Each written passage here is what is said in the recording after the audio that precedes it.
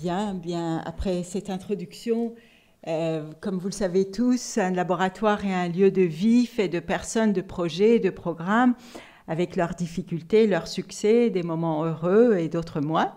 Alors, pour évoquer cette historique, une sorte de mémoire du laboratoire, je demande à Antoine Kouchner, directeur du laboratoire, et Daniel Vigneault, ancien directeur aussi, de s'installer à la table, si vous voulez bien. Et puis, voilà, vous allez nous remémorer ces événements aussi à travers quelques témoignages de ceux qui ont participé. Voilà, la frise de l'APC que vous trouvez bien sûr sur le site des 50 ans de l'IN2P3. Et en fait, on a décidé d'essayer de prendre chronologiquement les événements qui vont apparaître sur la frise et puis de vous donner la parole à chaque fois qu'apparaît un projet sur une période très courte. Donc ça, c'est déjà un défi qu'on s'est lancé, hein, vous donner la parole et essayer de vous faire respecter un temps d'1 minute à peu près. Évidemment, on sait qu'on va plus ou moins bien y arriver. Et puis alors, à chaque fois qu'on va vous donner la parole, pour que ce ne soit pas trop monotone, de décliner vous-même la chronologie du projet. Et puis on reviendra au projet suivant. Donc voilà, si ce n'est pas bien, ce sera de votre faute parce que c'est vous qui avez préparé la frise. Donc cette frise, vous la trouvez, vous pouvez aller cliquer sur la frise des différents laboratoires. Et vous voyez que pour imager la première frise du laboratoire APC, on tombe sur une image de double show qui est une des expériences clés du laboratoire, emblématique, et donc qui le représente assez bien. Alors, on va démarrer la frise avec la constitution du projet, mais évidemment, il y a un processus d'émergence des astroparticules qui s'est monté avant la création du laboratoire.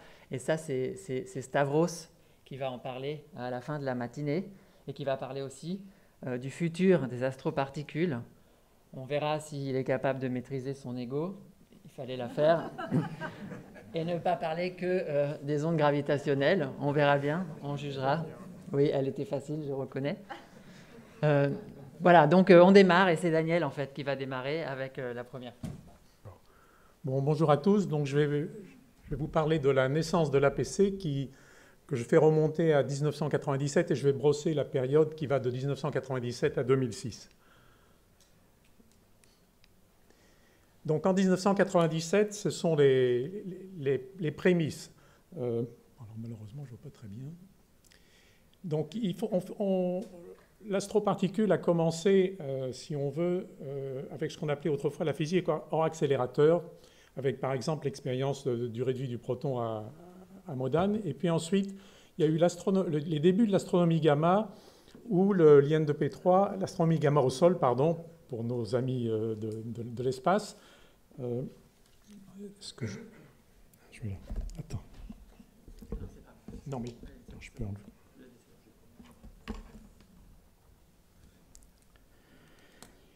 Donc, et vers 1994, l'IN2P3 se structure avec la nomination d'un directeur adjoint scientifique pour l'astroparticule. Ensuite, pour ce qui concerne l'APC, c'est à partir de 1997 qu'il y a eu les premières discussions entre une communauté qui était un peu sous la houlette de Luc Valentin, qui était à l'époque le directeur de l'UFR de physique de l'université qui s'appelait encore Paris Diderot. Et c'est lui qui a suscité des discussions entre les différents physiciens de la communauté parisienne.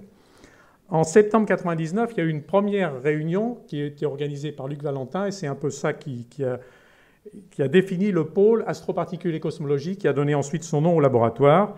Et à cette réunion, il y avait 65 personnes et 5 groupes de travail ont été créés à ce moment-là, dont on va retrouver les thèmes ultérieurement.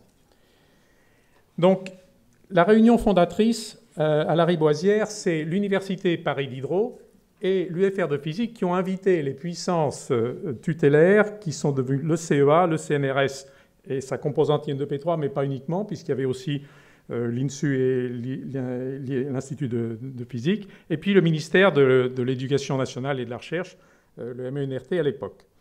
Et c'est à ce moment-là qu'il y a eu la présentation du document fondateur de l'APC. Alors je vais faire une brève parenthèse, passer 2 minutes sur le laboratoire de physique corpusculaire et cosmologie du Collège de France. parce que c'est un laboratoire qui a été créé en 1973 sous la direction de Marcel Froissart, professeur au Collège de France, et qui regroupait à l'époque le laboratoire de Louis-Lo Prince-Ringuet et le laboratoire de Francis Perrin, qui étaient deux éminents professeurs au Collège de France. Vers la fin des années 80, ce laboratoire est devenu pionnier, avec aussi le LLR de l'X, par exemple, sur l'astronomie gamma au sol, avec l'expérience Thémistocle, et puis également les premières idées sur la recherche de matière noire. À partir de 1995, le laboratoire s'est réorienté vers l'astroparticule et la cosmologie. Et à la fin des années 90, on s'est trouvé dans une situation un peu difficile où le Collège de France ne souhaitait plus héberger des laboratoires de la taille du PCC, qui représentaient environ 80 personnes, physiciens, ingénieurs et techniciens. Et puis, je dois dire que l'IN2P3 à l'époque n'était pas très chaud non plus pour continuer ce laboratoire. Donc il y avait un contexte un petit peu difficile.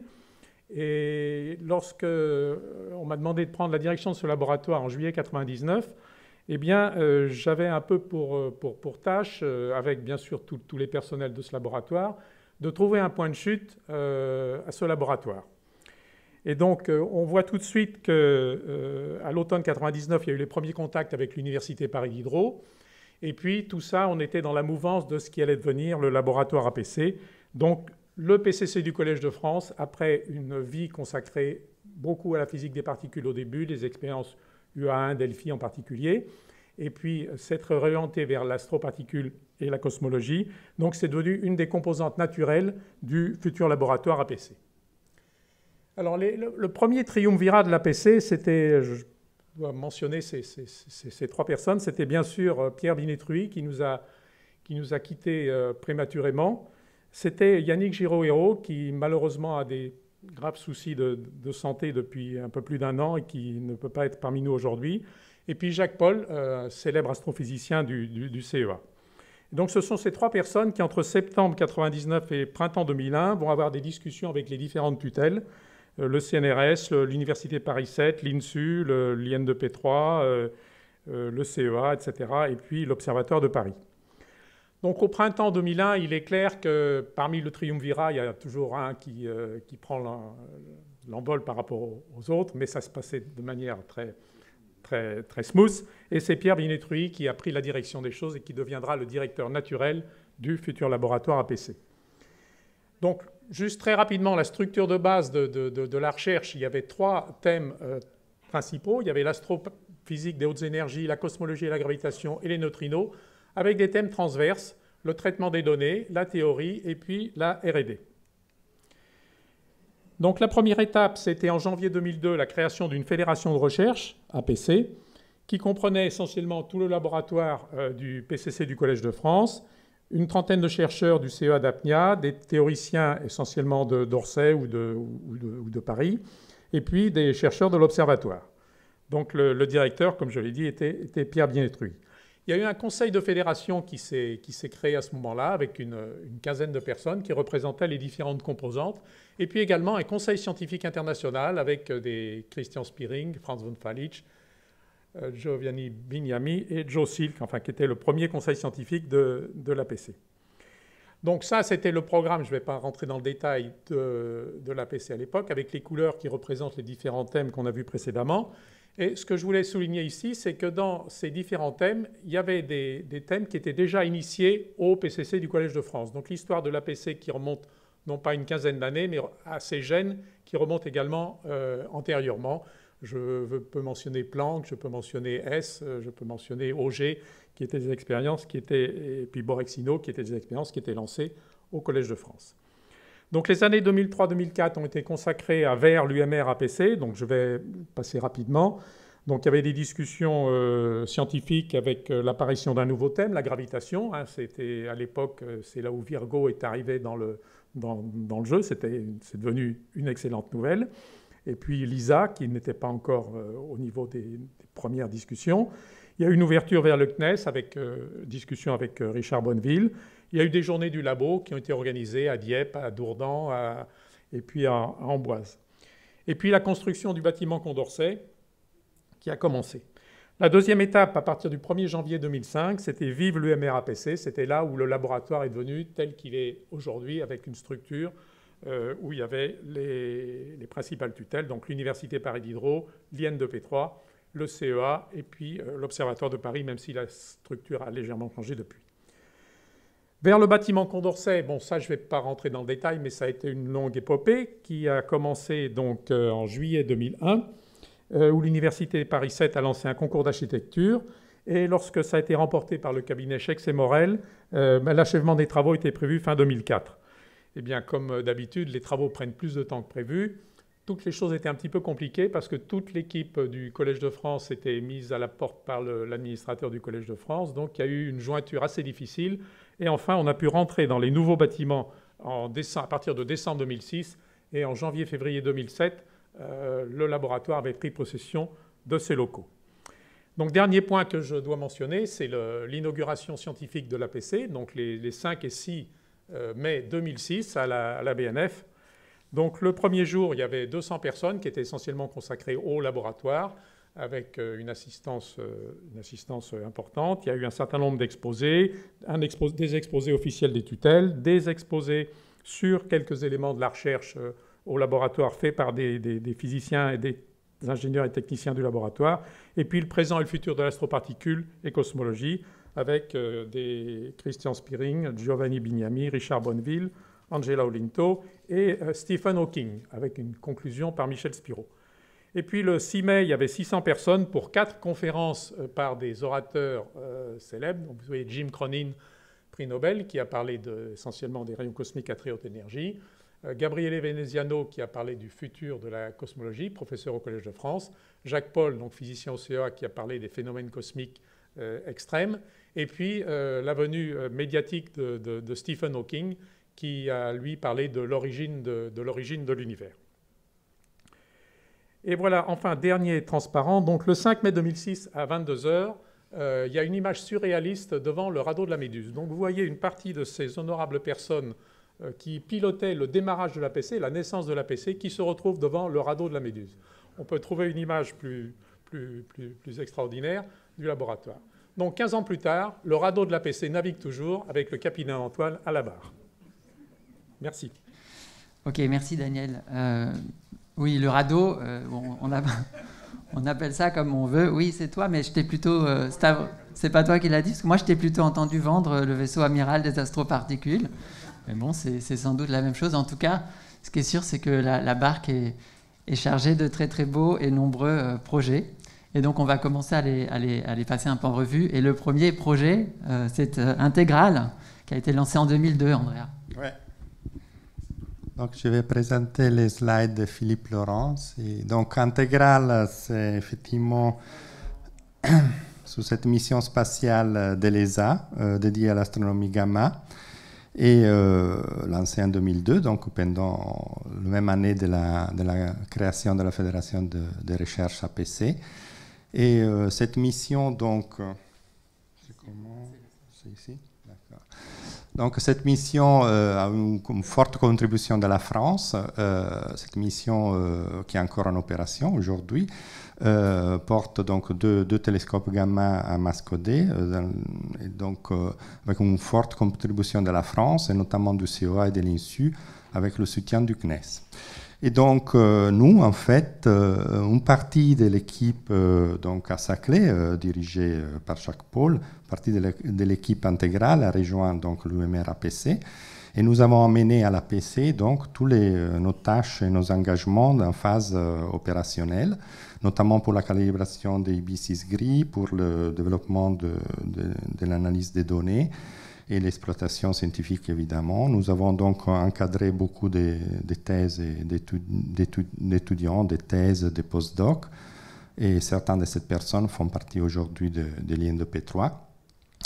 Et puis en termes de résultats, bon, peut-être le plus emblématique, il y a tellement qu'il est impossible de faire une revue, mais peut-être le plus emblématique aujourd'hui, c'est cette détection la première détection de la contrepartie électromagnétique d'un événement gravitationnel détecté par LIGO et Virgo en 2017, avec Fermi aussi, mais c'est un résultat exceptionnel qui montre tout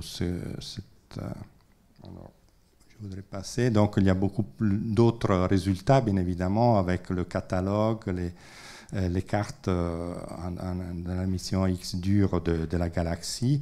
Beaucoup de résultats aussi avec lesquels on a pu résoudre l'émission diffuse galactique et faire des études du centre galactique dans ce domaine. Nous avons fait les meilleures cartes du centre galactique avant NuSTAR. Et notamment d'autres résultats importants ont été, par exemple, la détection de la polarisation de l'émission de certaines sources comme les trous noirs, le crabe et les gerbés. Et peut-être ça, je voudrais aussi mentionner parce que avec ces résultats sur la polarisation de GRB, nous avons fait des études sur l'invariance de Lorentz dans lequel Pierre aussi a contribué. Et je termine là. Merci beaucoup. Merci. Je récupère la télécommande. Merci beaucoup. Et donc en 2004, avant la création encore de l'UMR, il y a des discussions au CNES pour la future mission spatiale pour les ondes gravitationnelles. LISA et son Pathfinder, et c'est Eric qui va nous en parler. Merci. Oui, donc je vais vous présenter LISA Pathfinder, surtout en 2 minutes. Je voudrais, pour le laser, c'est ici, attirer votre attention, voilà, en haut à gauche, sur cette incrustation où on voit Pierre Bidétruy et Gérard Roger lors d'une téléconférence avec probablement l'ESA. Et je voulais dire à ce propos-là que non seulement Pierre était le directeur et créateur du laboratoire, en quelque sorte, mais il était surtout l'initiateur des activités spatiales dans le domaine des ondes gravitationnelles à un moment où il n'y avait pas grand monde, notamment en France.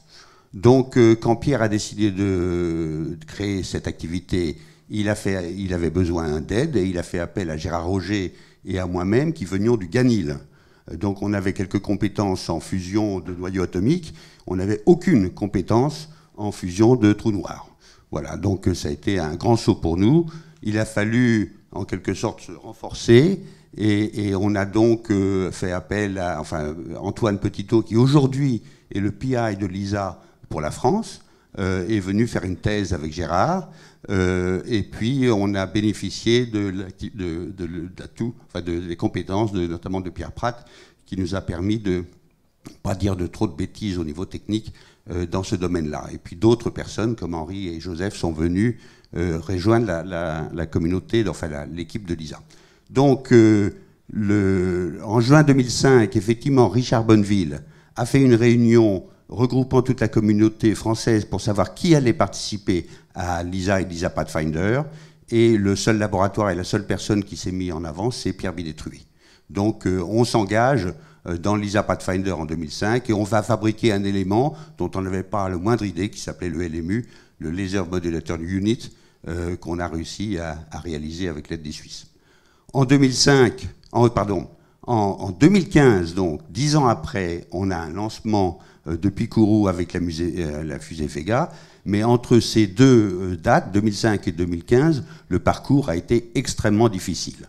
La mission LISA Pathfinder, qui était un instrument extrêmement original à l'époque, a subi de nombreux embûches, de nombreux retards, de nombreux dépassements de budget.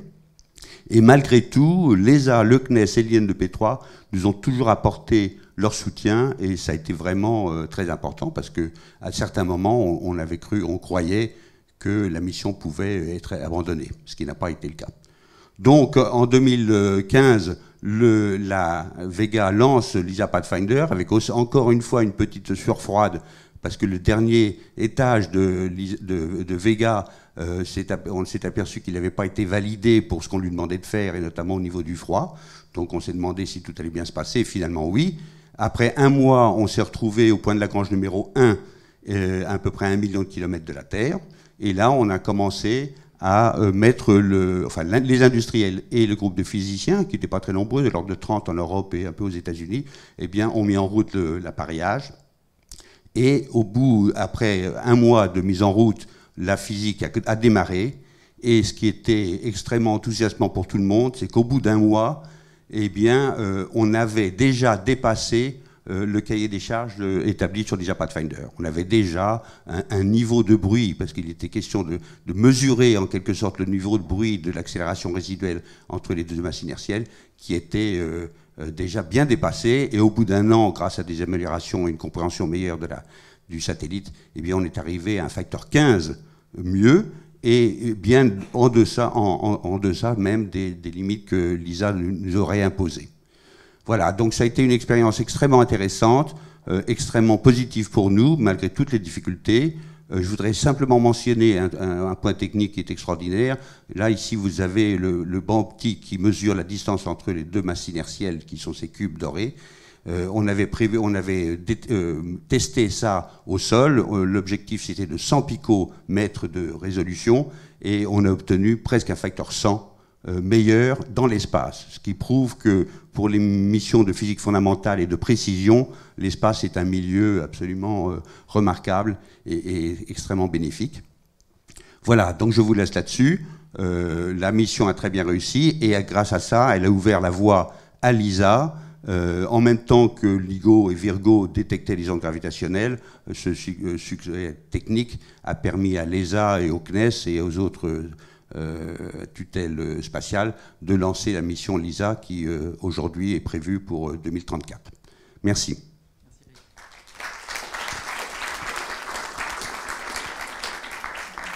Merci beaucoup Eric. On retourne à 2004, toujours avant la création de l'UMR, avec une date clé qui est l'inauguration de S. Et donc je vais donner la parole à Arash, qui a le défi de résumer en peu de temps toutes les activités sur l'astronomie gamma, qui était quand même au départ quelque chose de un peu nouveau et qui est quasiment considéré aujourd'hui comme une astronomie traditionnelle. Comme Daniel l'a rappelé, l'IN2P3, en particulier le PCC, l'ancêtre d'une partie de l'APC, ont été les pionniers dans le domaine de l'astronomie gamma, avec l'expérience Thémistoc sur le site de Thémis dans les Pyrénées orientales, et dont Daniel l'a rappelé aussi, l'objectif initial quand même était de faire de la physique des particules dans un domaine d'énergie qui n'était pas accessible à l'époque encore aux faisceaux sur accélérateur.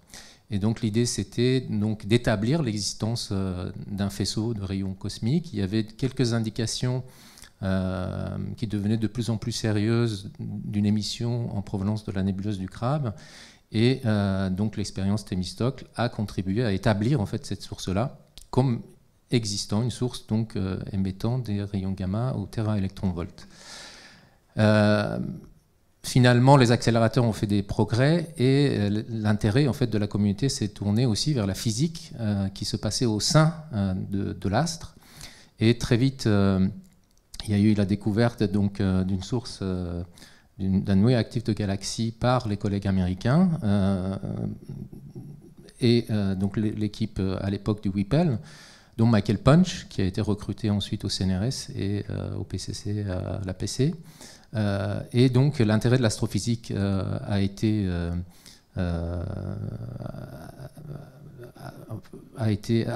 grandi, pardon.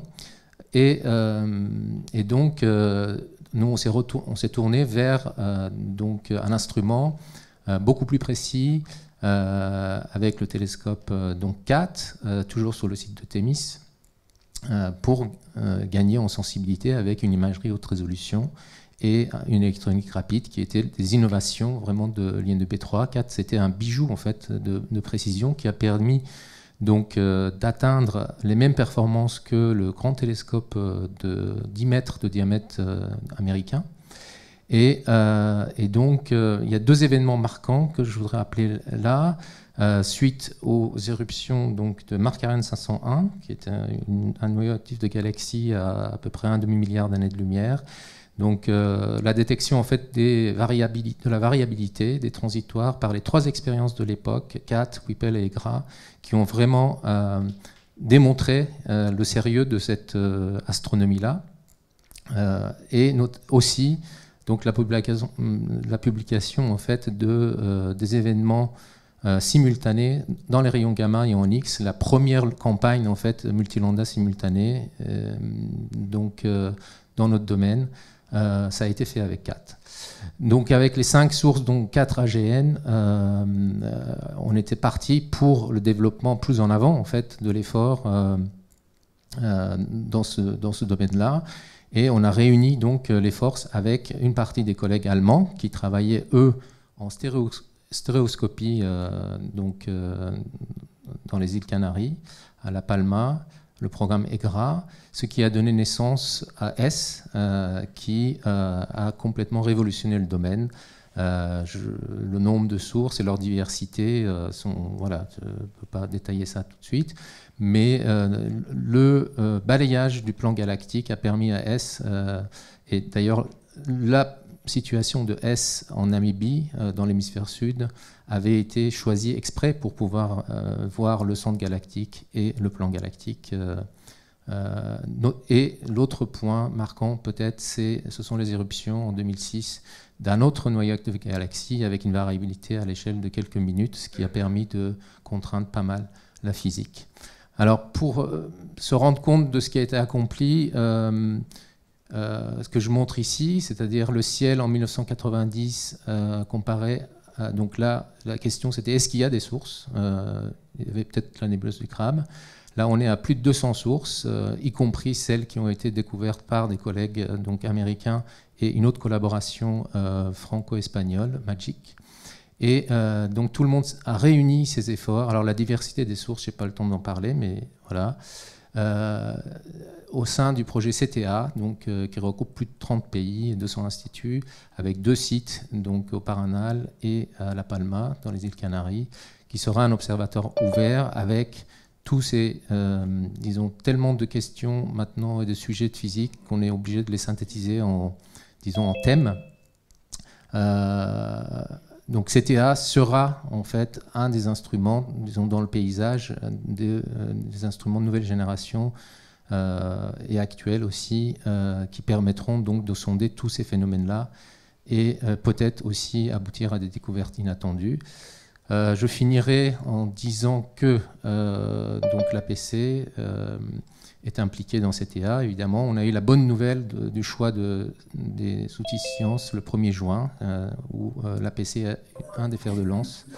Donc ça a été la bonne nouvelle. Et pour finir, je voudrais dire que ce qui était une aventure au moment où moi je voulais commencer ma thèse dans Thémistocle, on m'avait dit « Oula, c'est compliqué, c'est une aventure, tu ne sais pas où tu mets les pieds ». Thémistocle était fait de briques et de brocs avec du matériel de récupération. Et maintenant, ça donne lieu à un projet international, donc à plusieurs centaines de millions d'euros, et une discipline qui a été établie. Je pense qu'indépendamment du sujet lui-même, c'est un bon exemple de l'émergence d'un domaine dans la recherche, qui est une histoire avec des compagnons, donc pour finir, qu'on a laissés sur la route, Claude Guéquière du PCC, Eric Paré qui est parti trop vite, Patrick Fleury et Philippe Corré qui était au CEA, mais qui nous a quittés il y a un mois à peu près. Voilà. Merci,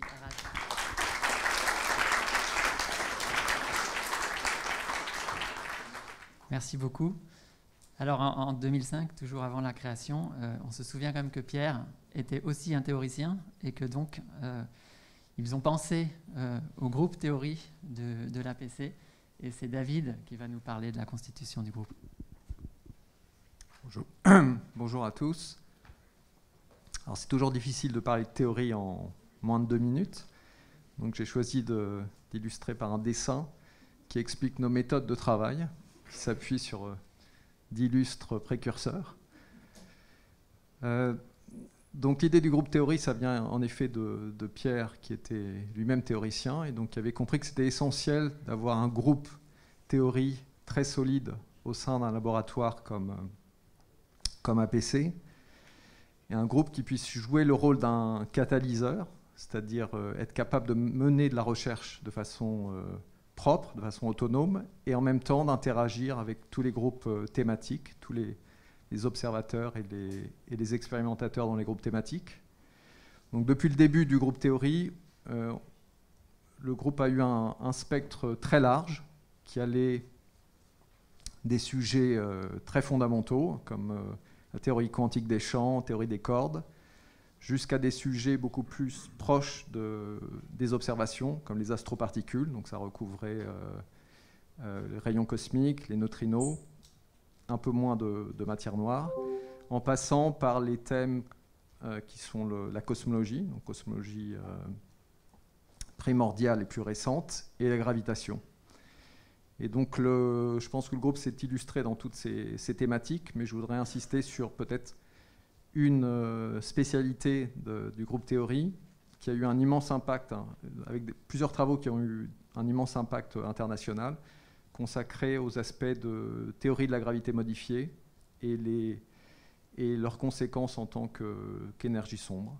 Et je voudrais aussi insister sur le fait qu'une autre spécialité, c'était les dimensions supplémentaires, qui a évolué un peu aujourd'hui vers ce qu'on appelle l'holographie. Et puis également l'aspect onde gravitationnelle que Pierre a toujours cherché à développer depuis le début. Voilà, merci.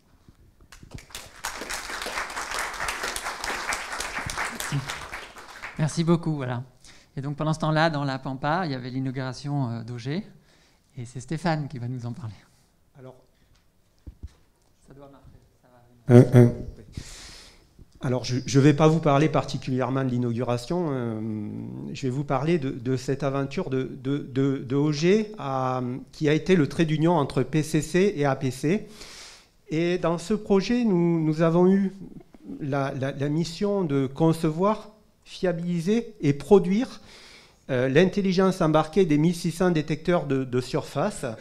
Par ailleurs, nous avons aussi un physicien qui s'est occupé de l'aspect monitoring et qui a proposé à la collaboration un outil PHP qui a été très utilisé pour le suivi et la fiabilité du site.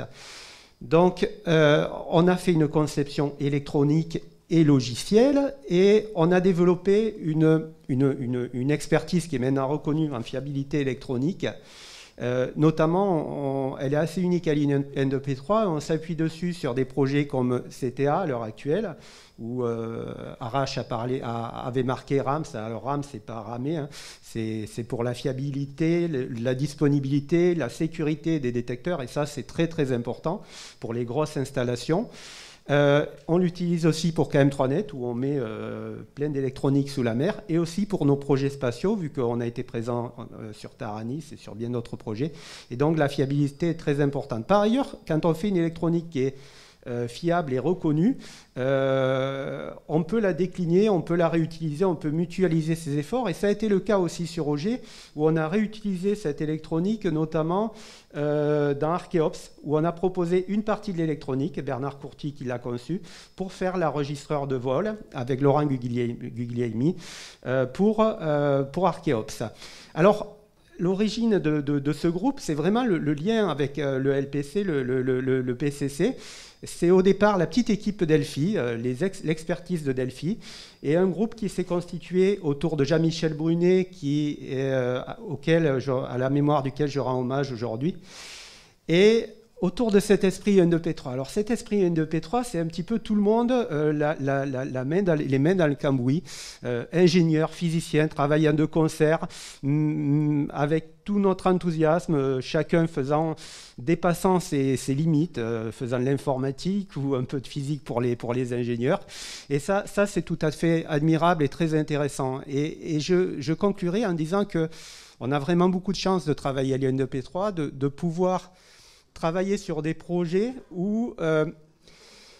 qui sont vraiment une aventure humaine, une aventure bien sûr scientifique, technique, de l'aventure tout court, où il y a vraiment un esprit d'équipe, un esprit de partage. Et vraiment, moi je garde ces bons moments sur le site où on est tous ensemble, où on a un certain enthousiasme, et où les plus grands progrès ne se font pas dans les réunions de collaboration, mais vraiment sur le site et au moment de convivialité le soir autour d'un assado en Argentine. et où, en discutant, en échangeant, on développe les meilleures solutions, on trouve des réponses à nos questions. Voilà, donc l'aventure s'est arrêtée pour Roger, et on continue, on poursuit cette expérience dans notre projet. Voilà, merci.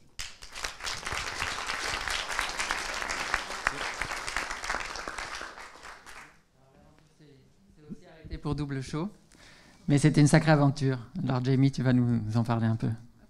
Merci. Je vais parler de Double Show. Double Show, comme tu sais, c'est une expérience à un réacteur. Le réacteur produit des antineutrinos de saveur électronique dans une façon assez pure. Les expériences de réacteur étaient vraiment importantes dans l'histoire du neutrino. À l'APC, des membres de l'APC étaient déjà impliqués dans les expériences à neutrinos. Par exemple, ayant travaillé déjà sur les expériences à bouger et chaud. Et ici, je vois voilà, ça c'est le vue de le centre nucléaire chaud. L'expérience chaud avait un détecteur dans un laboratoire souterrain à 1 km de centrale. Et l'idée jusqu'à 2011, l'expérience chaud avait la meilleure limite sur le plus petit angle de mélange qu'on appelle tête 1-3. Et l'objectif de Double Show, c'était d'améliorer la sensibilité à cet angle de mélange. Et la façon de faire ça, c'était d'utiliser 2 détecteurs, un lointain, qui va être situé dans le même laboratoire qui est utilisé pour l'expérience chaud, et un détecteur proche ici. Le détecteur proche mesure le flux et le spectre de neutrinos, et le détecteur lointain cherche pour une disparition de neutrinos. À partir du concept, c'est d'utiliser 2 détecteurs identiques, un détecteur proche et un détecteur lointain, et que ce détecteur suit un design à la poupée russe, avec une cible au milieu et avec une autre cuve en acrylique à l'extérieur, afin de contrôler très précisément l'efficacité de détection de neutrinos au centre. Voilà.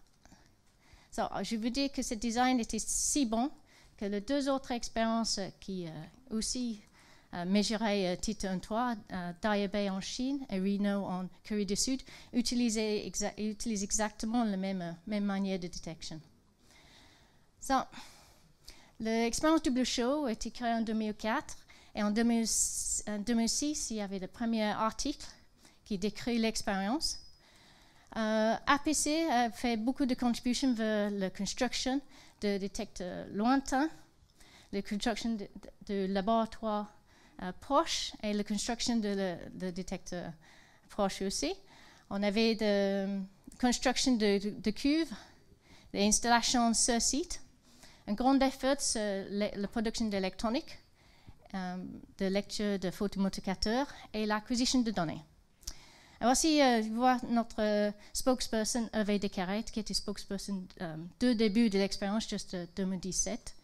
Il me dit qu'en fait, dans un sens administratif, c'était assez facile de construire un laboratoire souterrain sur un site d'un centre nucléaire français et amener des explosifs. Aucun problème. Il me dit, Jamie, il faut mettre le fil rouge sur le bouton rouge et le fil vert sur le bouton vert. Voilà, c'est 2011. Hervé est allé à Seoul et annonce le premier résultat de Double Show. On avait une indication d'une disparition de neutrinos, ça veut dire une valeur non nulle de θ 1,3. C'était une année très excitante, pas seulement parce que notre résultat arrive dans la série américaine The Big Bang Theory, mais parce qu'avec ces résultats, aussi le résultat de l'expérience FSOT2K, et à peu près 6 mois plus tard, un mesure précis de Daya Bay, ça veut dire qu'avec un θ 1,3 qui n'est pas si petit que ça ouvre la voie de mesurer la hiérarchie de masse et la relation de CP. En 2014, après la construction de laboratoires proches, la construction de détecteurs proches, on prend des données et le premier résultat avec 2 détecteurs a été annoncé en 2016 Et je laisse avec notre dernier résultat qui était montré Neutrino 2020. Voilà. Merci beaucoup, Jamie. On a bien sûr une pensée émue pour Hervé, qui incarnait de façon inimitable la manip et qui était vraiment très généreux à l'égard de tous et du laboratoire, très bienveillant. Alors, on va passer maintenant à une aventure, une autre aventure, et pas des moindres, celle de Taranis, une aventure spatiale avec tous ces aléas qui n'ont pas manqué de surgir, comme vous le savez. Et Miles, qui est connecté, va nous raconter ça en quelques minutes. Je passe les slides, Miles. Est-ce que vous m'entendez? On t'entend. Oui. Ah, vous m'entendez, ok, très bien. Oui, on t'entend. Bonjour à tous, désolé de ne pas être là. Alors, Taranis, c'est une mission spatiale, comme l'a dit Antoine, donc un satellite du CNES, une plateforme Myriad, qui devait être déployée à 700 km d'altitude sur une orbite polaire héliosynchrone. Et les objectifs scientifiques de cette mission, c'était d'étudier tout un tas de phénomènes de haute énergie en haute atmosphère, avec des noms un peu bizarres, comme des TLE, donc transientes. Alors là, je ne vois plus mes slides. Hop, c'est bon. Donc, comme les transient luminous events, donc qui se manifestent sous différentes formes. Vous voyez l'image à droite, là. Donc, toute une géologie de phénomènes qu'on appelle des blue jets, des sprites, des phénomènes très énergétiques en haute atmosphère, mais aussi des terrestrial gamma ray flashes, donc TGF, donc les flashs gamma qu'on observe dans la haute atmosphère, ou encore des transient electron beams. Donc des thématiques, somme toute, un petit peu plus in-su, mais pas que, puisque un volet des thématiques scientifiques de Taranis, c'était également d'étudier des phénomènes d'astronomie gamma comme des GRB ou des courbes de lumière de pulsars extrêmement précises, etc. Alors pour atteindre les objectifs de cette mission, c'était un satellite assez compliqué. C'était une vraie gageure que d'intégrer 8 instruments différents, donc des magnétomètres, des instruments permettant de mesurer le champ électrique. C'était un satellite assez complexe, bien que petit en taille. Et parmi ces 8 instruments, un instrument était dédié à la spectrométrie gamma. Et cet instrument, c'est la NASA qu'on avait la responsabilité jusqu'en 2008. Sauf que la NASA, pour des raisons budgétaires, s'est retirée du projet. Et donc en 2009, le CNES et certains laboratoires de l'INSU sont venus frapper à la porte de l'APC. L'APC, qui était fort de son retour d'expérience de manip assez importante dans ce domaine, comme par exemple Intégrale, en la personne de François Lebrun, par exemple. Et donc, l'INSU et le CNES viennent frapper à la porte de l'APC pour demander à l'APC de les aider et de développer de A à Z cet instrument qui a un nom qui s'appelle XGRE pour X-Ray Gamma Ray et Relativistic Electrons, qui permettrait de compléter un petit peu le panel d'instruments permettant de répondre aux objectifs scientifiques. Donc, c'est une mission qu'a acceptée l'APC à l'époque. Et c'était pour le principe suivant, afin de former un petit peu le personnel technique aux projets spatiaux, en regardant un petit peu l'horizon avec l'ISA, etc., d'acquérir des connaissances dans le domaine du spatial. C'était un petit peu le projet parfait parce qu'on l'a fait de A à Z, quoi, du développement des instruments jusqu'à leur intégration, leur étalonnage, leur livraison. Et c'est ce qui s'est passé. Alors, quelques mots très rapides sur les spécifications de cet instrument. Donc, c'est un instrument qui est composé de 3 senseurs sur 3 plans inclinés, qui fournit une surface de détection d'environ 900 cm², une gamme d'énergie donc pour les photons gamma entre 20 keV et 10 MeV, une gamme d'énergie pour les électrons entre 1 MeV et 10 MeV, et surtout, donc ça c'était vraiment le point fort de cet instrument, un temps mort de seulement 350 nanosecondes, donc il permet vraiment de faire des analyses photo-photons très précises, et une résolution de l'ordre de 15% à 511 keV. Voilà pour les specs. Donc, ce projet assez ambitieux, il a mobilisé une quinzaine de personnes en tout à l'APC, donc pas en même temps, mais tout au long des 10 années du projet. Donc, c'était une très, très belle aventure qui a impliqué tous les métiers de l'APC, aussi bien en mécanique, en électronique numérique, analogique, et qui a permis surtout, comme je disais, à toute cette équipe de se frotter vraiment au savoir-faire du spatial. Donc, toutes les normes, la qualité, etc., etc., ça a été extrêmement formateur. Donc cette aventure de près de 10 ans, avec beaucoup de hauts et de bas, malheureusement, elle ne s'est pas terminée comme un conte de fées, parce qu'en novembre 2020, donc, il y a eu le tir du satellite, et malheureusement, comme vous l'avez sûrement entendu, la mission Taranis a été perdue. Alors on apprendra plus tard qu'il y a une erreur humaine dans le dernier étage de la fusée. Donc on y était presque, et malheureusement, c'est aussi pour ça que le spatial a vraiment une aura particulière, c'est qu'on peut perdre tout le travail de 10 ans en quelques minutes. Et c'est un petit peu ce qui nous est arrivé. Mais on n'en est pas resté là. Et comme nos collègues, nos collaborateurs japonais ont aimé nous dire, pour nous remonter le moral, il y a un proverbe japonais qu'on aime beaucoup dans l'équipe qui dit qu'on peut être 7 fois à terre, mais 8 fois debout. C'est un petit peu ce qui se passe en ce moment avec Taranis. Cette histoire ne s'arrête pas parce que cet instrument était tellement particulier que le CNES a demandé à l'APC de continuer un peu le travail dans une R&D Taranis 2 qui consiste en gros à développer un spectromètre de nouvelle génération, donc encore mieux que ce qu'on a fait précédemment, sur une période assez courte pour capitaliser un peu sur toute l'expérience de l'APC qu'a développé l'APC sur ce projet. Et développer un instrument de nouvelle génération avec des SIPM qui permettrait donc des mesures spectro-temporelles encore plus challengeantes, j'ai envie de dire. Donc tout ça, c'est en train de se dérouler à l'APC. Et cet instrument, il pourrait être intégré sur des prochaines missions à définir du CNES ou ailleurs. Donc quelque chose d'assez excitant et qui ouvre des perspectives, qui clôt pas l'histoire sur une mauvaise note. Voilà, j'ai terminé. Juste quelques images. C'est toujours plus intéressant. Donc, next slide, s'il te plaît, Antoine.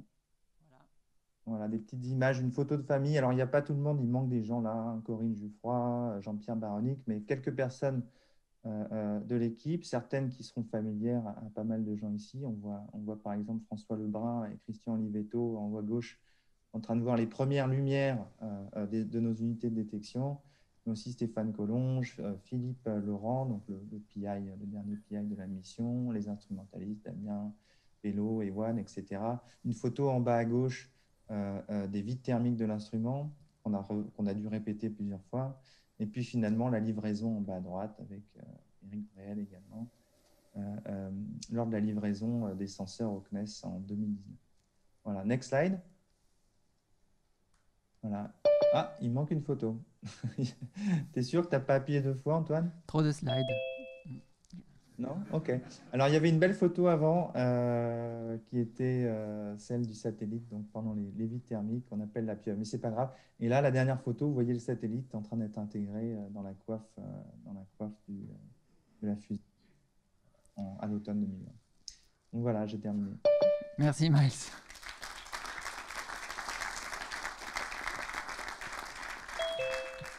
Oui, merci beaucoup. Bon, ça a été un coup évidemment très très dur. Et ça a été dur pour le moral des troupes du labo et particulièrement dur en plus dans une période de pandémie et de restrictions qui était déjà difficile.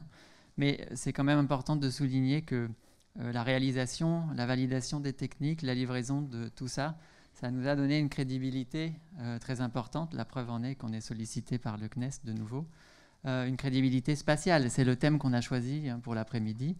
Il faut le dire, nous nous targuons d'être le laboratoire spatial de l'IN2P3 et en tout cas, on souhaite continuer dans cette direction. Donc, toujours dans le spatial, je vais donner la parole à Guillaume pour une mission qui a eu plus de chance. Oui, donc j'ai pas fait l'historique de Planck sur le slide, mais donc l'expérience Planck a été lancée en 2009 avec les tout derniers résultats scientifiques qui ont été publiés en 2018. Donc un travail très très long d'analyse en fait pour obtenir les tout derniers résultats. Donc l'APC a une contribution majeure, je dirais, au projet Planck. En fait, c'est le laboratoire avec le plus grand nombre de physiciens en fait impliqués dans l'expérience, du moins en France. Donc c'est une très très grande contribution à Planck. Contribution sur plusieurs points. Alors déjà la préparation de l'expérience avant le lancement, avec des premières thèses qui ont été conduites à l'époque au laboratoire LPCC au Collège de France. et la préparation donc, à l'expérience, mais aussi la préparation instrumentale avec la contribution à l'étalonnage de l'instrument haute fréquence, l'instrument HFI. Donc il y avait 2 instruments, HFI et LFI, et l'instrument haute fréquence donc, porté par la France était l'instrument le plus sensible pour la mesure du fond cosmique. Donc voilà, une contribution à l'étalonnage, contribution aussi à l'extraction de la science, des contributions majeures en particulier sur les contraintes sur l'inflation, donc sur l'univers primordial, sur l'inflation.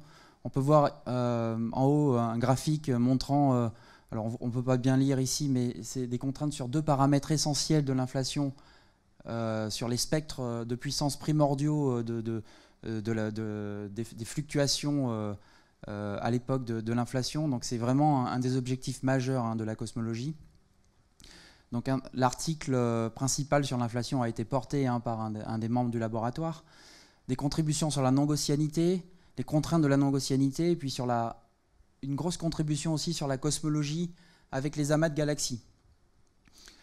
Je dirais que l'APC a eu des contributions majeures et surtout sur l'analyse des données. C'était vraiment un aspect essentiel de l'expérience qui a duré très longtemps, depuis le lancement jusqu'à 2018. Donc, avec de nombreux problèmes en fait, dans les données qui ont été découverts sur les données vol directement, qui n'étaient pas prévus avant le lancement de la mission.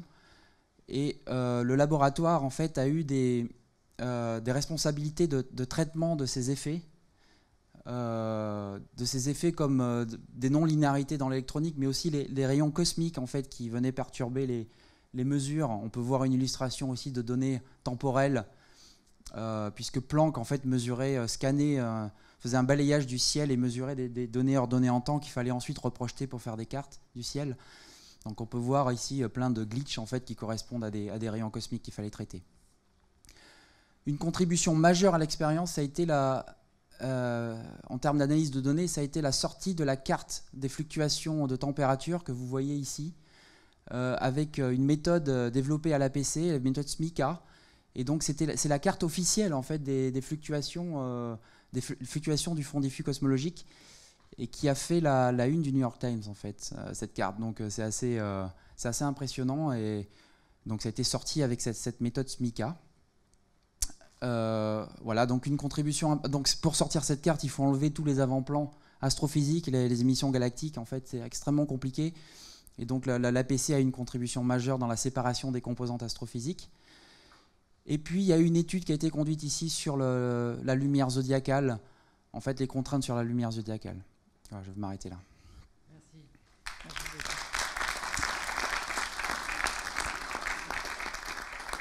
Évidemment, c'est un petit peu en retard, vous vous en doutez, mais c'était prévu.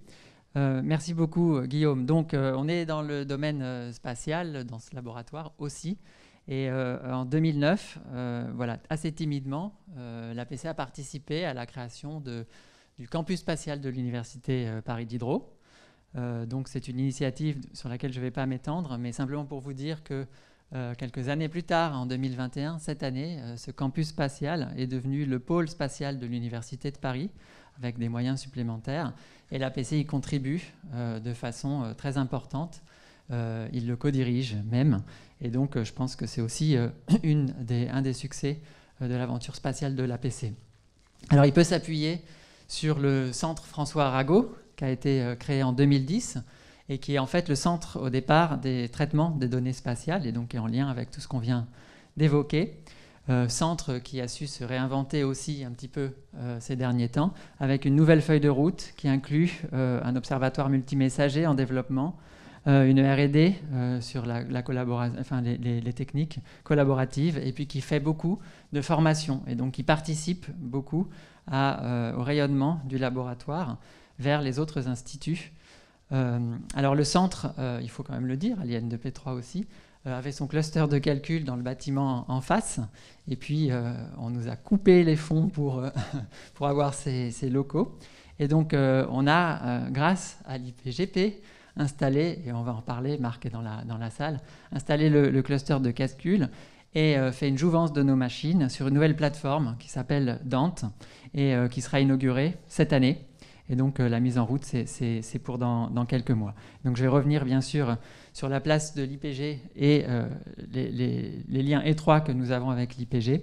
Mais en 2010, c'était aussi la création du Centre de physique cosmologique de Paris, grâce à l'arrivée de Georges Smous au laboratoire, et également la création du Fonds de dotation physique de l'univers. Vous pouvez faire des dons si vous voulez. On peut trouver le lien sur le site web. Je ne vais pas en dire plus. En fait, on a un exposé tout à l'heure. Le PCCP, ce n'est pas uniquement faire de la science, c'est aussi mettre la PC au cœur de la société. Et on a voulu illustrer ça ce matin. Et c'est Julia qui va faire témoigner un certain nombre de personnes pour raconter comment est-ce que la PC participe aux questions sociétales. Et donc, comme je l'ai dit, il y a un des acteurs majeurs dans la collaboration avec la PC, qui est l'IPGP, et avec lequel nous avons formé, et aussi avec AIM, porté le LabEx Universe. Et Marc Chaussidon, qui est là, nous a fait l'amitié de venir. On l'a inclus dans les témoignages du laboratoire, comme un membre du laboratoire, plutôt que de lui donner un talk séparé. Merci beaucoup d'être venu, Marc. Ça marche, oui. Oui. Merci donc de m'honorer en me faisant faire partie d'APC. La suivante, s'il te plaît.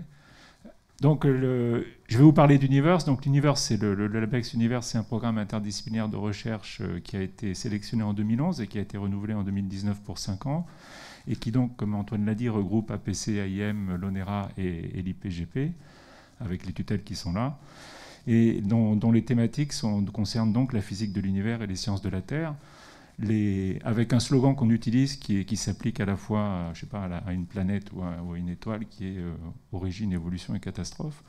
Et alors, une partie des financements peuvent servir à développer l'excellence dans chacun de nos domaines, mais l'essentiel du financement doit servir à développer des actions entre nous. Alors évidemment, ce n'est pas les mêmes équipes qui travaillent sur la physique d'un trou noir ou la physique du noyau de la Terre, mais on partage des approches qui sont communes en fait, à la fois à travers la notion d'observation, le développement instrumental, les techniques du spatial, qui concernent aussi beaucoup les sciences de la Terre d'aujourd'hui, la simulation numérique, et tout ça, ça se traduit à travers aussi des conséquences sur les formations, où on partage, nos formations partagent des intérêts communs et des thèmes communs. Donc on a... alors, il y a des projets emblématiques qui montrent comment on peut trouver des choses très originales à faire à l'interface entre les sciences de la Terre et les sciences de l'univers. Alors, par exemple, en ce moment, on réfléchit beaucoup à développer des nouveaux capteurs qui pourraient être capables de mesurer des variations du signal de gravité pour détecter les tremblements de terre. Et on a évidemment un certain nombre d'actions qui ont été un peu emblématiques sur le rapprochement qu'il y a entre nos laboratoires, hein, puisque les efforts d'Universe, ça a été d'essayer d'identifier ces rapprochements et de les cultiver. Donc on a par exemple nos 2 écoles doctorales qui ont fusionné en une seule, on a beaucoup d'initiatives comme les écoles d'été, où on essaye de partager et de travailler à développer cette interdisciplinarité. On a une école graduée, une graduate school qui a été Earth Planet Universe, qui a été créée. Comme Antoine l'a dit, voilà, on participe avec APC à la création de ce pôle spatial.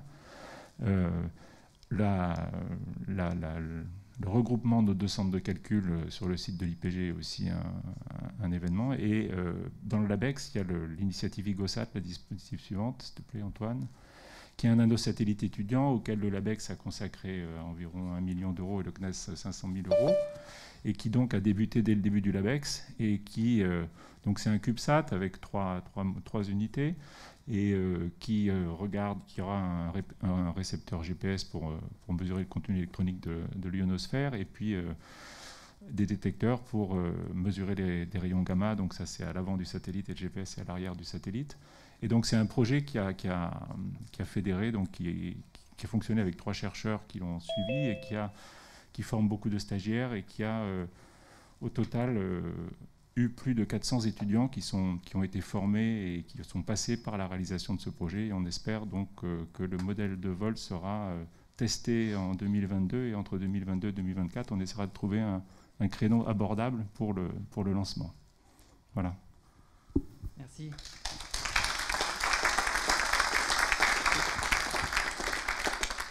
Merci, oui, c'est donc un mariage heureux, on espère plein d'autres beaux bébés.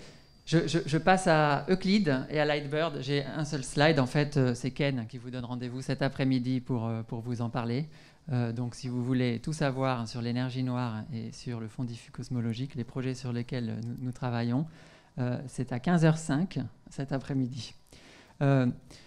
Maintenant, je voudrais parler de SVOM et je cherche Alain, le voilà. Est-ce qu'on peut lui donner le micro? Il est juste derrière. Voilà. Merci. Bonjour à tous, Alain Givaudan. Je vous présentais le masque codé qu'on a réalisé à l'APC. Alors le contexte, SVOM, c'est une mission spatiale franco-chinoise qui est composée de plusieurs instruments, dont Éclair, qui permet de détecter et de localiser les sursauts gamma. Et le masque codé fait donc partie de cet instrument. Donc l'une des particularités de cet instrument, c'est le seuil bas de détection qui est de 4 keV, ce qui impose en fait un design d'un masque qui est autoporteur, ce qui est une grande première, puisqu'en fait les autres missions comme Swift et autres avaient des masques en tantal ou d'autres en tungstène qui étaient collés en fait sur des nidas en fait en carbone. Donc une grosse activité donc de design mécanique, aussi scientifique, et donc beaucoup de simulations par éléments finis pour trouver le design qui va bien pour pouvoir tenir aux vibrations lors du lancement. Donc c'est une feuille de tantal de 0,6 mm qui joue le rôle de partie optique qui est rigidifiée par d'autres pièces en titane. Et on a réalisé aussi une partie de cet instrument dans nos locaux, et pour juste un ordre de grandeur, on est parti d'environ plus de 70 kg de matière première pour arriver à un masque qui fait environ 7 kg. Et donc cet instrument, enfin ce masque a été livré du coup il y a très peu de temps, puisqu'on l'a livré au mois de février. Et tout fonctionne pour l'instant. Voilà, j'espère que j'ai tenu dans la minute. Merci beaucoup. Merci. Il y a une petite blague qui circule de temps en temps dans les couloirs du labo qui dit que ça, c'est la véritable œuvre d'art du laboratoire. Comme vous savez, nous en abritons une autre, Squaring the Circle. En tout cas, merci pour la dentelle. Donc, la suite, ici, c'est ESO. Il était inenvisageable d'essayer de demander à Étienne de parler 1 minute. Donc, il vous donne rendez-vous cet après-midi. Il va parler des rayons cosmiques et de l'aventure, d'abord du ballon, puis du fait que quand même, on a un instrument qui est dans le ciel, mini ESO, sur la Station spatiale internationale. Et je vais redonner la parole pour redescendre sur Terre, ou plutôt au cœur du Soleil, à Daniel. Donc, Borexino, c'est une expérience qui est installée au laboratoire, qui était installée au laboratoire souterrain du Grand Sasso en Italie, et qui a démontré que l'énergie solaire, eh bien, c'était 100% nucléaire. Donc le petit logo que vous voyez en haut à droite, nucléaire non merci, c'est un petit peu contradictoire avec ce qui se passe réellement dans le Soleil. Donc au cœur du Soleil, l'énergie est fournie par la fusion de 4, enfin le cycle principal, c'est 4 protons qui se transforment en hélium 4 en produisant 26,7 MeV d'énergie. Donc c'est sur ces 26,7 MeV qui vont arriver sur la Terre pour nous réchauffer et nous produire 1380 watts par mètre carré sur Terre. Alors on a 2 cycles de réaction qui transforment les protons en hélium 4. Le premier, c'est le cycle proton-proton, avec un cycle de réaction, enfin plusieurs réactions, et dans un certain nombre de ces réactions, on a émission de neutrinos. Et puis il y a un deuxième cycle, qui est le cycle appelé CNO, où le carbone et l'azote servent de catalyseurs pour transformer les protons en hélium, et également on a émission de neutrinos. Alors, le spectre en énergie de tous ces neutrinos produits par cet ensemble de réactions nucléaires figure sur ce transparent. Donc, vous avez ici le flux en vertical versus l'énergie du neutrino. On a les neutrinos les plus importants qui sont les neutrinos proton-proton, produits dans la réaction primordiale de fusion de protons qui donnent un deutérium, un positron et un neutrino électron. Et puis, vous avez toutes les réactions secondaires. Et puis également, figurent ici les 13N et 13O, qui sont les neutrinos produits dans la réaction CNO. Alors, ce qu'a fait Borexino depuis 2007, eh bien, depuis 2007, Borexino a établi une spectroscopie quasi complète des neutrinos solaires en mesurant l'ensemble des composantes, les neutrinos proton-proton, les neutrinos du beryllium, les neutrinos PEP, les neutrinos du bore. Et puis en 2020, les neutrinos CNO qui sont ici. Donc Borexino, qu'est-ce que c'est? C'est mesure la diffusion élastique des neutrinos sur les électrons de la cible de scintillateur qui se trouve au centre du détecteur. Et l'électron qui est émis produit une petite lumière sur son parcours qui est captée par tous les photomultiplicateurs qui sont autour. Donc les résultats principaux, donc c'est en 2007 la mesure des neutrinos du beryllium, en 2010 la mesure des neutrinos proton-électron-proton, en 2014 la mesure du spectre des neutrinos PP. Alors c'est cette figure qui est assez compliquée parce qu'il y a beaucoup de bruit de fond, donc c'était une analyse extrêmement sophistiquée. Donc là, ça a été un premier papier dans Nature. Et puis enfin, en 2020, les neutrinos CNO avec un second papier dans Nature. Donc voilà comment l'énergie solaire et nucléaire à 100%.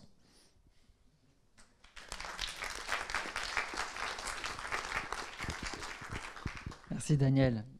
Donc le prochain slide, c'est sur Athéna, et je redonne la parole à Andrea. Désolé pour prendre beaucoup de... Donc, l'astronomie, ça fait partie des domaines de recherche de l'APC de le début. Nous avons bien sûr travaillé sur les données des missions en opération, et notamment en opération pas seulement intégrale, mais aussi XMM Chandra.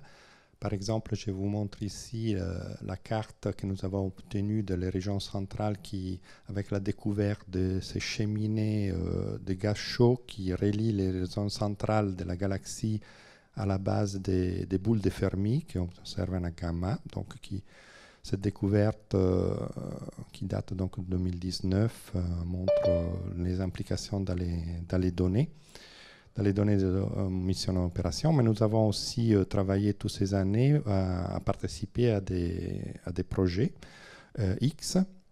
Et donc au début, il y avait Symbol-X qui a par contre été arrêté en 2009. Puis nous avons participé à LOFT, c'était une mission une proposition mission M ELSA qui n'a pas été sélectionnée. Et ITOMI, qui était une mission donc NASA et JAXA qui a été lancée en 2016, mais qui a duré seulement un mois, malheureusement. Et aujourd'hui, nous sommes impliqués dans Athéna. Athéna, c'est donc la grande mission du L2 du programme Cosmic Vision de l'ESA, et prévoit la mise en orbite d'un satellite avec un grand miroir X et 2 instruments dans le plan focal. Un des 2 instruments, c'est un spectro-imageur de très haute résolution spectrale, 2,5 électron-volts à 1 keV. Et cet instrument permettra l'étude de l'univers haute énergie, chaud énergétique, avec la formation de grandes structures, la naissance, évolution des trous noirs et toutes les séries des sources haute énergie que nous connaissons, sur lesquelles on pourra mesurer des paramètres très finement. Donc l'APC est impliquée dans cet instrument. Dès 2014, quand il y a eu la sélection de l'ESA, nous avons proposé de participer avec le groupe microélectronique de Damien Prel. Il y avait aussi Cristiano Olivietto à l'époque, donc une partie de l'équipe Taranis, justement, qui a en quelque sorte rejoint le projet Athéna. Et aujourd'hui, donc, nous sommes responsables d'une partie de la chaîne de détection, la Warm Front-End Electronics, qui est basée sur des ASIC haute performance, développés justement par le groupe de microélectronique. Et aujourd'hui, c'est un grand projet du laboratoire. Donc, nous sommes en phase B. On attend une adoption l'année prochaine avec un lancement en 2034, et je vous invite à visionner le film de l'Exifu, un très joli film qui vous montrera tout sur cet instrument. Merci. Merci à toi. Le film sera projeté cet après-midi. Merci beaucoup.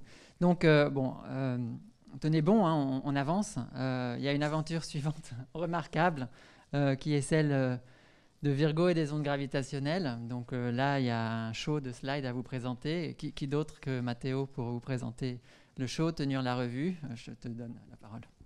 Merci. Bonjour, merci. Donc l'histoire commence le 14 septembre 2015, donc avec ces quelques petites oscillations commence l'astronomie gravitationnelle. Vous apprécierez l'échelle Y, donc c'est le strain, c'est le delta L sur L 10-21 et quelques fractions de seconde, donc c'est la fusion de deux trous noirs.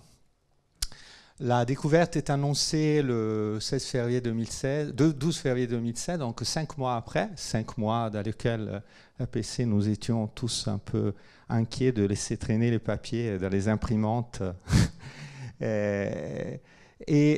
Donc, we did it, donc c'est la phrase célèbre de David Reitz, le porte-parole de LIGO. Et donc, on était tous très contents et en même temps un peu frustrés parce que Virgo ne marchait pas encore, mais on était associés à LIGO depuis 10 ans. On analysait les données en commun.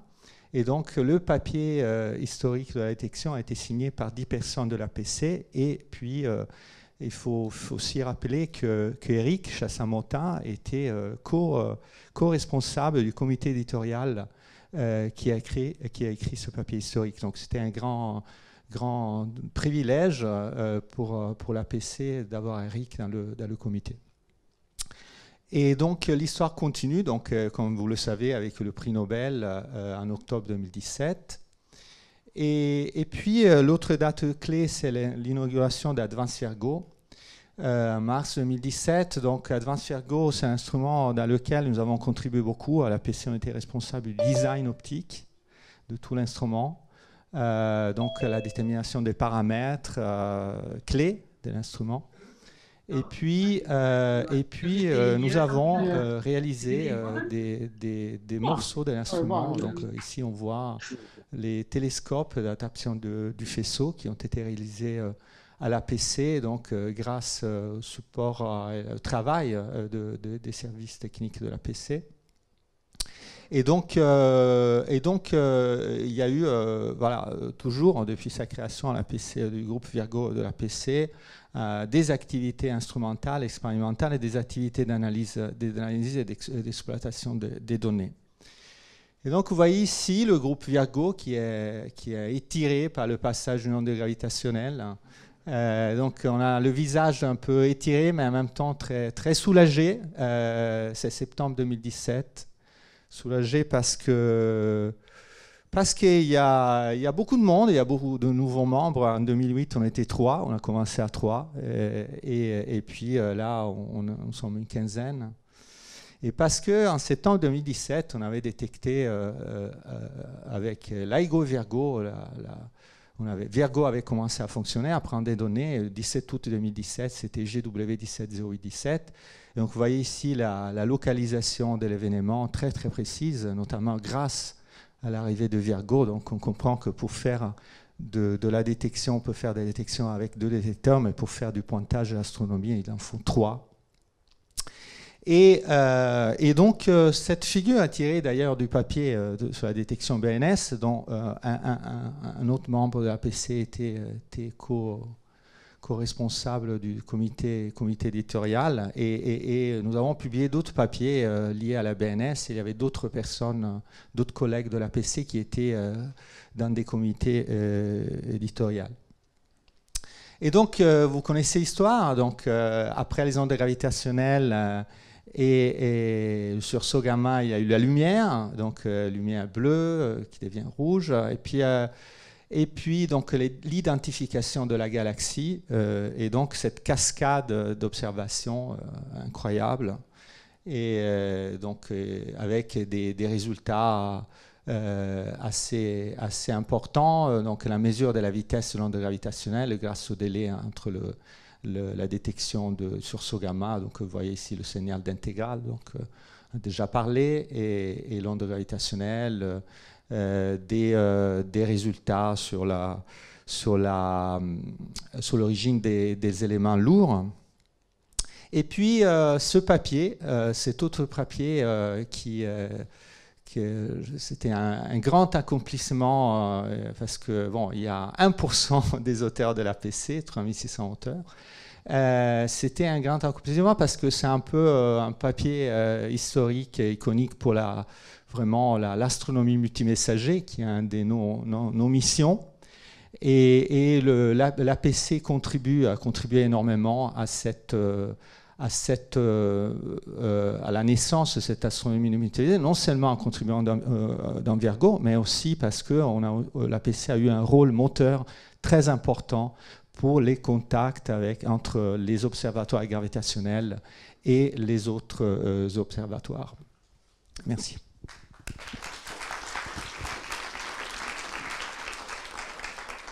Merci beaucoup. Parmi les auteurs du papier à 3600 auteurs, il y avait l'équipe KM3Net dont va nous parler Antares, dont va nous parler Véronique. Ça va venir. Allô, allô. Est-ce que vous m'entendez? Oui, c'est bon. Donc un autre messager encore.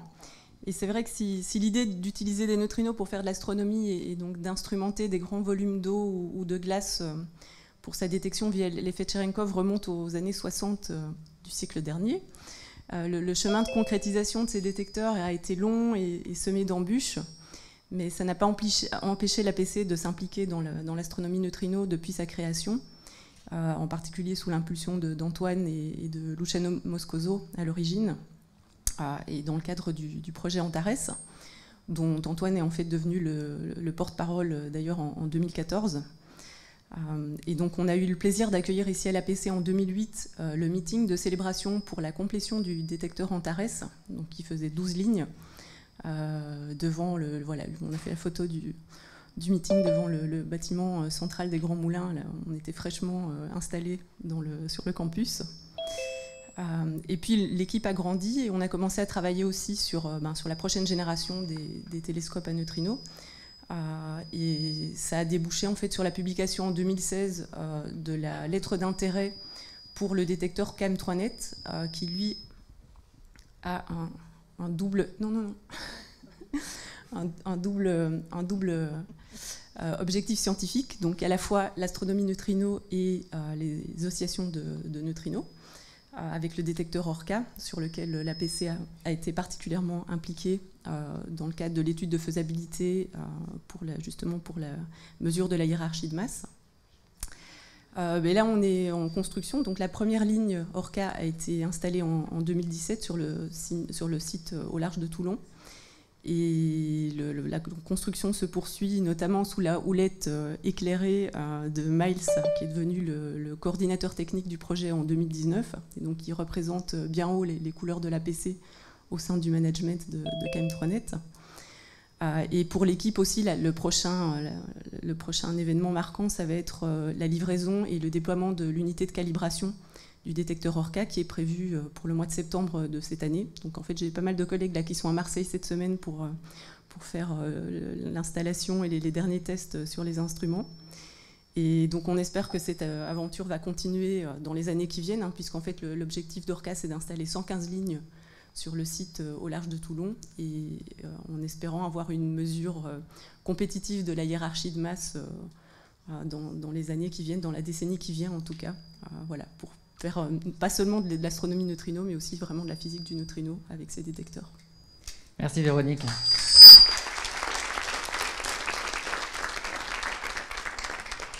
Un thème qui était manquant au laboratoire, c'est celui de la matière noire. On ne sait pas ce que c'est, donc on n'en parle pas, n'est-ce pas?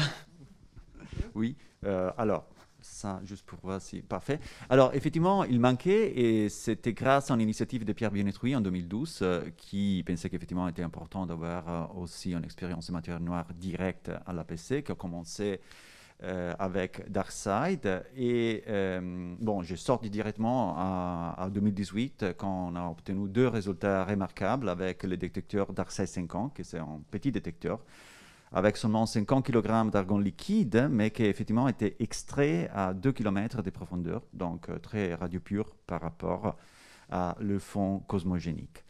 Donc, le premier résultat, c'est un résultat par rapport à l'analyse standard, donc on va dire les WIMP de haute masse en dessous de 10 GeV, où on a démontré effectivement que grâce à une particularité de l'argon liquide, qui est la discrimination de le bruit d'origine électronique, grâce à la forme d'impulsion de la scintillation. Et donc, ça permet de séparer, avec une puissance énorme, 10 puissance 9 plus ou moins, le fond électronique de le signal qui est de type nucléaire. Donc ici, je vous montre les données de DarkSide 5 ans. Ça, c'est l'énergie en fonction des photons de scintillation. Ça, c'est le paramètre qui est l'estimateur de la pulse shape discrimination. Après la sélection des données, on a pratiquement trouvé 0 événement. Clairement, 0 événement aussi des signaux, mais ça a été attendu parce que le détecteur est plutôt petit.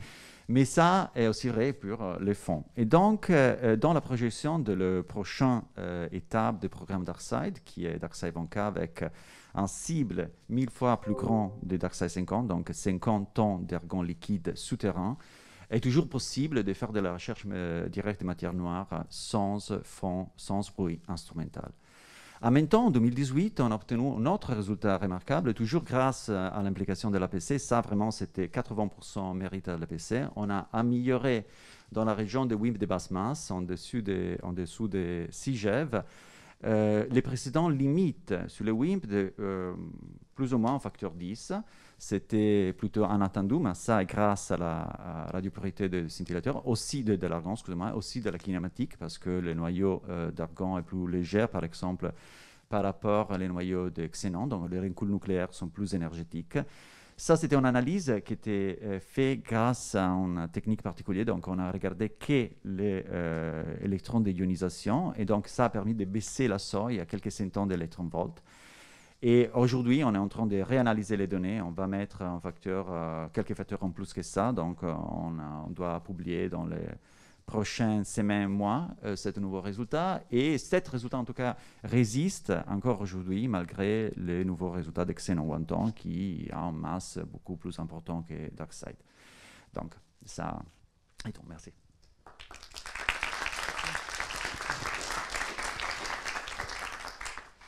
Merci beaucoup. On reste avec la technologie argon et on va essayer, Thomas, de faire court, mais voilà, je t'en prie. Je prends le challenge comme les autres. Oui, essaye. Donc, je vais vous parler d'une expérience qui s'appelle DUNE pour Deep Underground Neutrino Experiment. C'est l'expérience future sur les neutrinos auprès des accélérateurs. Et le laboratoire APC fait partie des parents fondateurs de cette expérience. Et on est en train de chercher donc, la hiérarchie de masse, vous avez déjà attendu, mais surtout la violation CP dans le secteur des leptons, et qui est une piste aujourd'hui privilégiée pour donc expliquer carrément notre existence, c'est-à-dire l'asymétrie matière-antimatière dans notre univers. Et on regarde aussi autre chose comme des neutrinos de supernovae et des neutrinos atmosphériques. Donc, c'est une aventure qui dure depuis très longtemps. Donc, le tout commençait avec un programme européen en 2008 qui s'appelait Laguna, où on a exploré des sites et des technologies pour amener cette expérience. Ensuite, une autre étude de design européen avec un site identifié et des technologies différentes toujours, qui aboutit à choisir la techno de argon liquide. Et à chaque fois, le laboratoire jouait un rôle A, fondateur, et B, leader dans ces deux projets au niveau de l'évaluation de la science qu'on peut faire. Et il intervient en 2015 un milestone avec une réunion Aspera sous l'impulsion de Stavros, ici présent dans la même salle, où on a discuté d'un merge entre un projet concurrent aux États-Unis et nous. Et c'est la date de naissance et le lieu de naissance, c'est donc ici avec Dune. Et donc après, vous voyez quelques photos des prototypes actuels au CERN, qui sont donc des grands détecteurs, vous voyez 600 tonnes, et tout ça c'est juste des prototypes. Et vous voyez ici la beauté de la technologie argon liquide. qui montre donc les interactions des particules fondamentaux de façon très, très magnifique, comme des bubble chambers. Et donc le grand projet va commencer en 2029, espérons-nous. Actuellement, vous voyez, on est 1300 collaborateurs, 2200 instituts, 33 nations et un très très grand détecteur. Et je suis très fier de dire aussi à l'APC, nous sommes un groupe assez atypique parce qu'on a plus que la parité dans notre équipe. On est 2 hommes et 3 femmes au niveau de staff permanent, donc je suis très fier de ça et voilà, ça fait partie de l'évolution de la science qui est magnifique. Merci.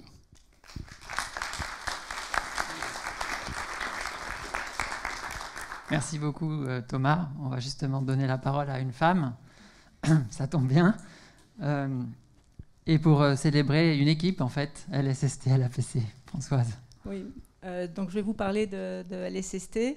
Alors maintenant on devrait dire l'observatoire Vera Rubin. Vous savez que c'est un télescope qui sera installé au Chili et dont la caméra qui est en cours de construction à SLAC aux États-Unis comporte un changeur de filtre, car on va en fait observer le ciel selon 6 longueurs d'onde différentes. Donc on a besoin d'un changeur de filtre. Alors deux images un peu différentes sur ce slide. Celle du milieu, c'est une image qui a été prise le 23 avril de cette année-là et qui représente un des vrais filtres de LSST qui est en train d'être chargé dans la caméra par notre changeur de filtre. Donc et puis l'image au-dessus, une autre date, c'est au mois d'août 2019 maintenant. En fait, on est dans le hall de montage du LPNHE. On est les derniers à être restés un peu tard pour finir.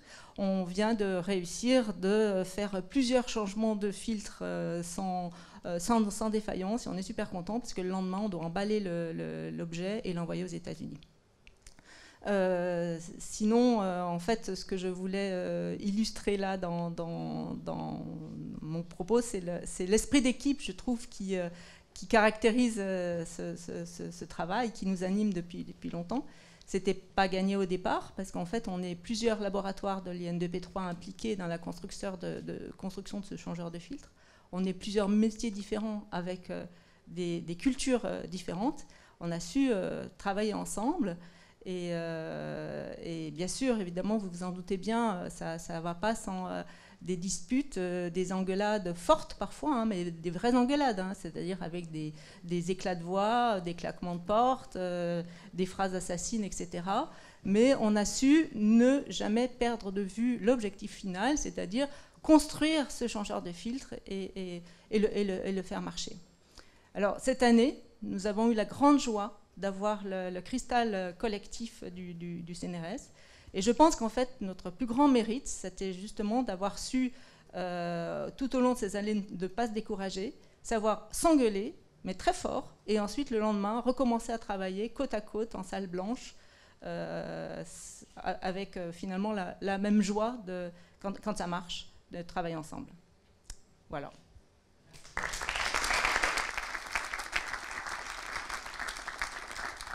Merci beaucoup et félicitations. Bon, on essaye de faire pareil, hein, tous les jours on s'engueule et puis le lendemain on se réconcilie. Alors le dernier projet qu'on va vous présenter, c'est celui c'est Cubic qui a quitté le hall.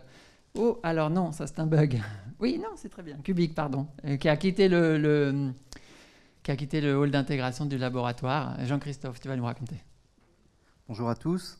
Effectivement, donc je vais essayer de faire vite parce que je suis le dernier. Alors, je vous parle du projet Cubic, qui est un projet qui a été une longue aventure pleine de rebondissements et d'émotions. Donc, la thématique scientifique qui nous intéresse, c'est la recherche de la polarisation de mode B du fond diffus cosmologique pour essayer de contraindre la physique de l'inflation. Bon, ça a déjà été mentionné. C'est un domaine qui est très observé par différents projets, qu'ils soient en train de prendre des données ou en préparation. L'originalité de Cubic, c'est d'avoir développé une technologie complètement innovante qui n'a vraiment rien à voir avec ce qui se fait dans les autres projets, et ce pour essayer d'attaquer deux difficultés de la polarisation du fond diffus cosmologique. La première étant le contrôle des effets systématiques. On cherche à mesurer un signal de polarisation qui est extrêmement faible, et donc il faut avoir un instrument très pur.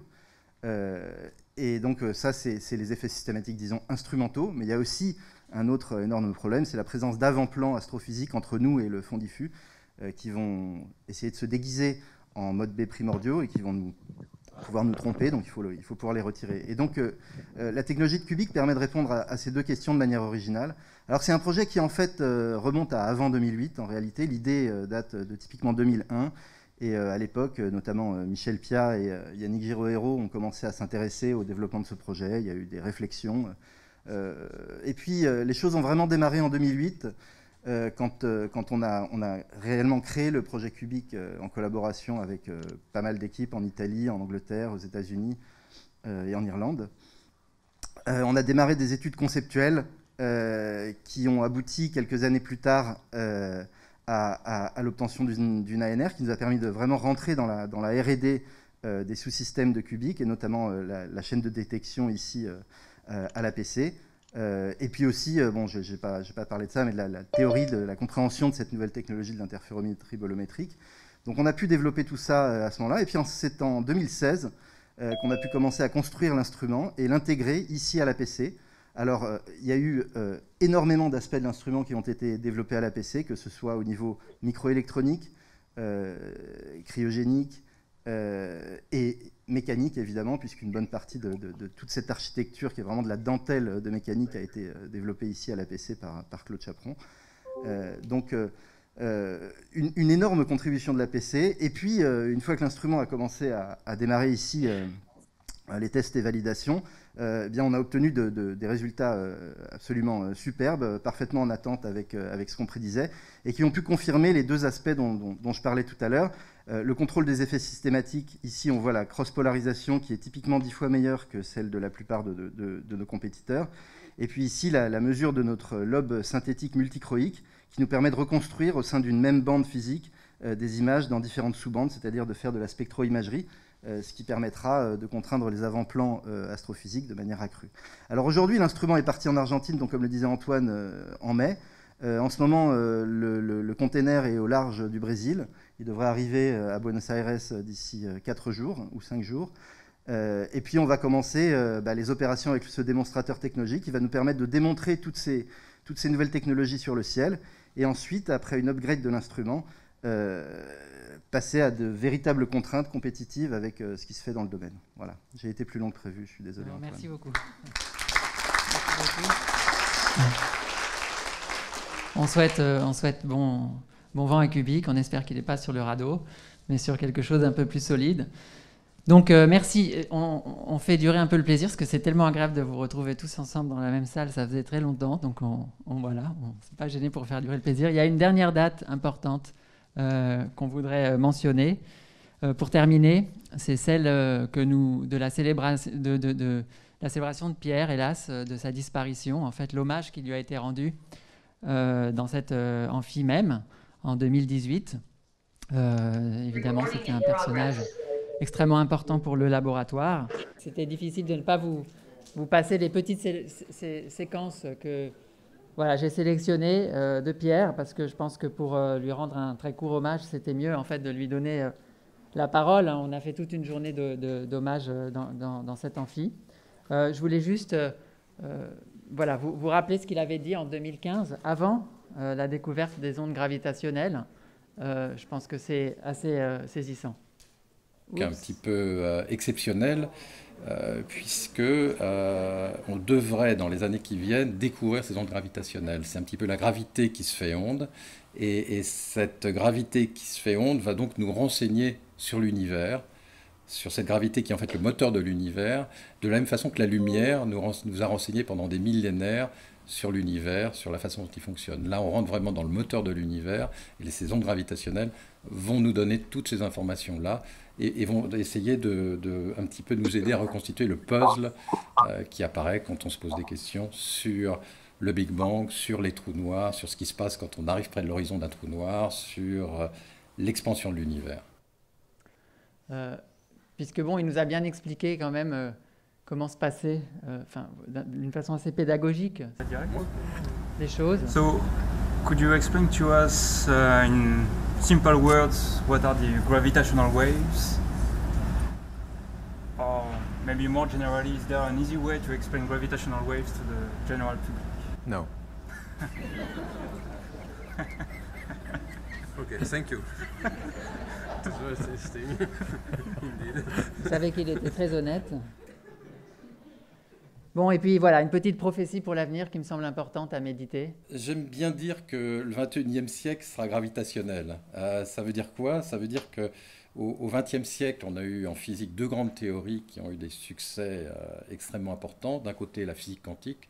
Le dernier succès de la physique quantique, c'est la découverte du boson de Higgs. Et puis de l'autre côté, la théorie d'Einstein, qui jusqu'à maintenant est vérifiée dans tous ses détails. La grande difficulté théoriquement, c'est d'unifier les deux théories. Et justement, ces ondes gravitationnelles vont nous permettre de voir la dynamique qui est derrière la théorie de la gravité et de voir les effets quantiques de la gravité, par exemple près du Big Bang ou par exemple près de l'horizon des trous noirs. Voilà, merci beaucoup. C'était aussi pour le petit clin d'œil à la nouvelle équipe Higgs de l'APC. Pierre vous en a parlé à l'instant. Voilà, c'est tout. Merci beaucoup.